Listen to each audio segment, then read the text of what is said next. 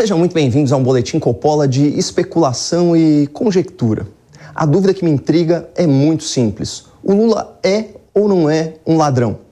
Eu gostaria muito de saber a sua opinião, portanto eu peço que você visite o canal Caio Coppola no YouTube e o meu Instagram, que é @boletimcoppola. Por favor, deixe seu comentário, marque seus amigos e compartilhe esse conteúdo nas redes e nos grupos de WhatsApp e Telegram, para que mais pessoas também possam contribuir com essa discussão tão importante para a nossa democracia. Afinal de contas, em algumas semanas, o Brasil vai às urnas eleger seu próximo presidente da República. E todos concordamos que a última coisa que esse país precisa é ter no comando da nação um líder corrupto. Então, vamos aos fatos. Apesar de já ter sido condenado e preso por corrupção e lavagem de dinheiro, até hoje Lula da Silva alega que é inocente, que nunca cometeu esses crimes. Muito convencido das suas próprias qualidades, o petista fez a seguinte afirmação em 2016. Tem uma coisa que eu me orgulho nesse país, e não bate a cabeça para ninguém, é que não tem nesse país uma viva alma mais honesta do que eu. Nem dentro da Polícia Federal, nem dentro do Ministério Público, nem dentro da Igreja Católica, nem dentro da Igreja Evangélica, nem dentro do sindicato, nem no meio de vocês. Pode ter igual, mas eu duvido. Mesmo se autodeclarando um símbolo da honestidade, um modelo de caráter, Lula foi julgado e condenado por 10 juízes, desembargadores e ministros em 3 instâncias diferentes da Justiça e passou 580 dias hospedado na Polícia Federal de Curitiba. Mas então, em 2019, para a surpresa e espanto de muita gente, o STF, cuja maioria dos integrantes foi indicada pelo PT, decidiu que criminosos poderiam aguardar o andamento dos seus processos em liberdade. Ato contínuo, Lula foi solto.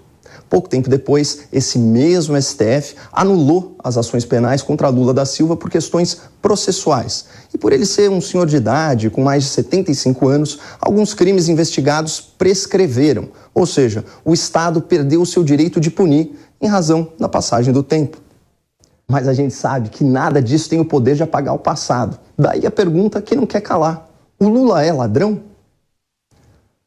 Claro que, se nós ouvirmos apenas a opinião de desafetos e de adversários, a resposta pode ser um pouco enviesada. Por isso, eu só vou trazer para vocês o relato de pessoas muito próximas ao Lula e de atuais aliados do petista.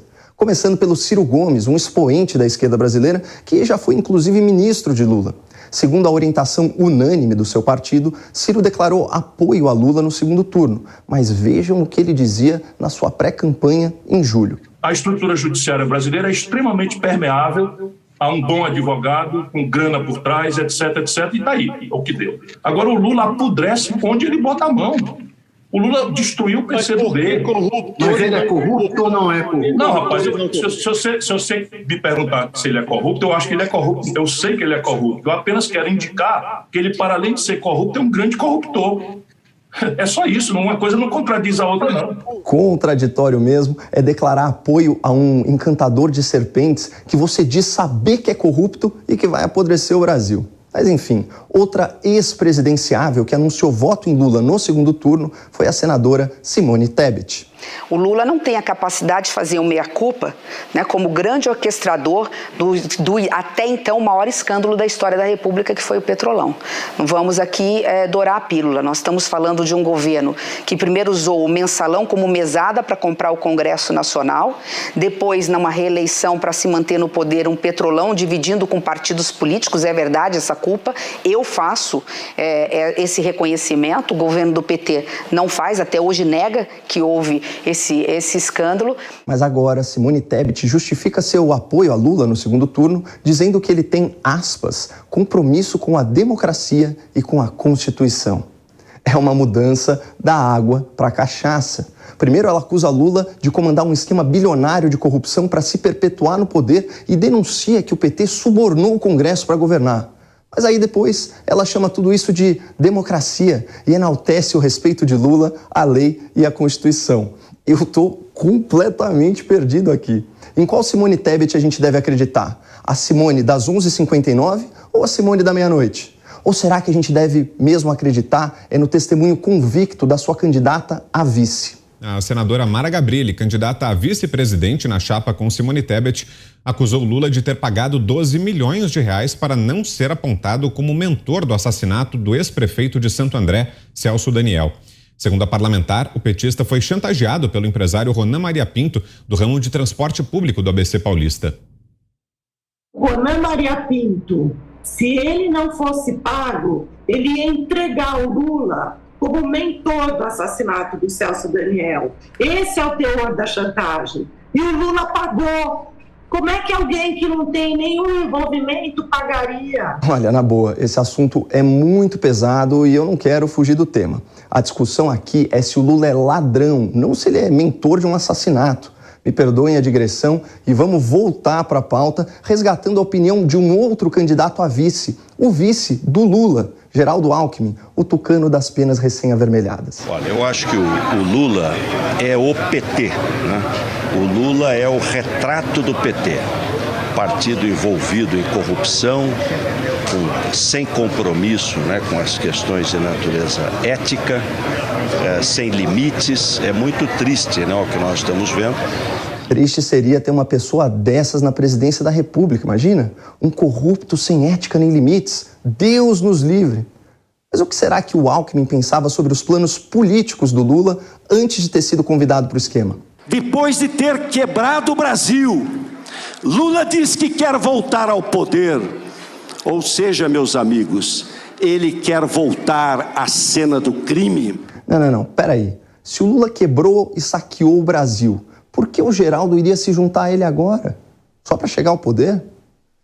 É tudo muito confuso. Ainda bem que nós temos o Poder Judiciário e a imprensa livre para fiscalizar a atividade política. Recentemente, William Bonner, âncora do Jornal Nacional, afirmou que Lula não deve mais nada à justiça. Já o ministro Gilmar Mendes, do STF, elogiou a defesa de Lula no tribunal e chorou ao prestar uma homenagem ao principal advogado do petista. Mas o engraçado é que essa mesma emissora e esse mesmo magistrado tinham um discurso muito diferente há pouco tempo. O ministro Gilmar Mendes, do Supremo Tribunal Federal, voltou a criticar o Partido dos Trabalhadores. O ministro disse que a Operação Lava Jato interrompeu o que ele chamou de plano perfeito para o PT se eternizar no poder. Gilmar Mendes disse que, do dinheiro desviado da Petrobras, o PT recebeu cerca de 2 bilhões de reais. Segundo o ministro, suficientes para financiar eleições até 2038. Por isso que se defende com tanta força as estatais. Não é por conta de dizer que as estatais pertencem ao povo brasileiro, porque pertencem a eles.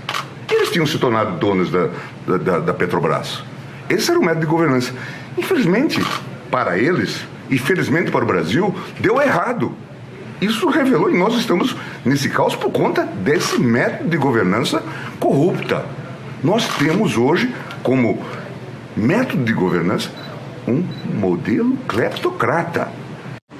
A palavra cleptocracia tem origem grega e quer dizer Estado governado por ladrões. Calma um pouquinho. Se o Brasil era governado por ladrões quando o Lula estava na presidência, isso não faz do próprio Lula um ladrão?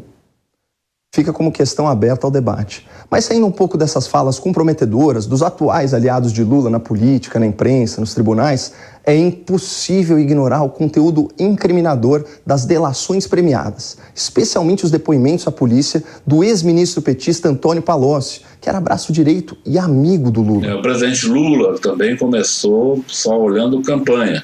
Já no fim do seu primeiro mandato, muita coisa pessoal ele tinha pedido para ele, em termos de dinheiro que eu pessoalmente levei e entreguei para ele. No fim do seu segundo mandato, aí ele preparou sua aposentadoria. Recebeu 300 milhões da Odebrecht numa conta corrente de disponibilidade, recebeu seu sítio, que foi feito, combinado para seu uso, o apartamento. Segundo Palocci, que foi ministro da Fazenda no primeiro governo Lula e ministro da Casa Civil no primeiro governo Dilma, o PT atuava exatamente como descreveu o ministro Gilmar Mendes ao Jornal Nacional, loteando estatais e órgãos do governo com a finalidade de desviar verbas públicas. Segundo o ex-ministro petista, a corrupção era generalizada, mas havia exceções. Ele mesmo alertou Lula sobre os riscos de corromper o Banco Central. O presidente Lula que roubar ali era um perigo, porque desestabilizava a moeda brasileira, não apenas uma atividade setorial. E ele acabou concordando. Fora isso, todos os órgãos, o Correios, os órgãos do setor elétrico, os bancos estatais, todos foram ocupados mais ou menos nesse modelo de distribuição de cargos para financiar os partidos políticos da base do governo. Um testemunho gravíssimo, especialmente se nós considerarmos que o ministro Palocci era quem comandava a economia brasileira no governo Lula. Mas ainda cabe o benefício da dúvida. Será que Palocci mentiu nos seus depoimentos? Será que toda a imprensa, sem exceção, enganou a sociedade brasileira sobre o mensalão e o petrolão? Será que a Polícia Federal inventou crimes que nunca existiram? Será que os acusados devolveram bilhões e bilhões de reais do seu próprio bolso? Será que a justiça condenou Lula sem provas em 3 instâncias com 10 juízes diferentes? No dia 30 de outubro, milhões de pessoas votarão em Lula da Silva. Será que estarão votando na viva alma mais honesta do país, um homem inocente e injustiçado? Ou será que estarão levando um corrupto de volta à cena do crime? Eu gostaria de saber a sua opinião nos comentários desse Boletim Coppola no nosso canal no YouTube e nas nossas redes sociais. Afinal de contas, para você, o Lula é ladrão? Não deixe de compartilhar para a gente conhecer o que as pessoas pensam a respeito. Muito obrigado, não percam a esperança no Brasil e fiquem com Deus.